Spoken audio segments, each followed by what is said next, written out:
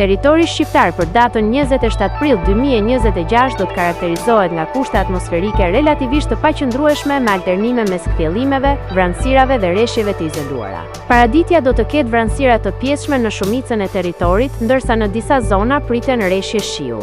Pasditja vijon me intervale me diell dhe zhvillime të përkohshme vranësirash. Temperatura minimale pritet të zbresë deri në 8 gradë Celsius, ndërsa ajo maksimale do të arrijë deri në 25 gradë Celsius. Gjatë ditës priten rreth 5 deri në 7 orë me diell. Era do të fryjë lehtë nga drejtimi veriperëndimor me shpejtësi 2 deri në 4 metra për sekond.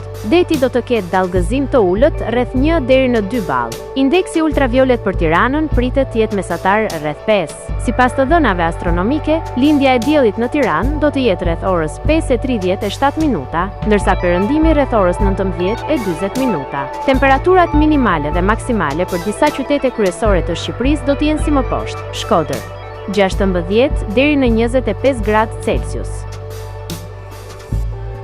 Kukës 11 deri në 21 gradë Celsius, Peshkopi 11 deri në 19 gradë Celsius,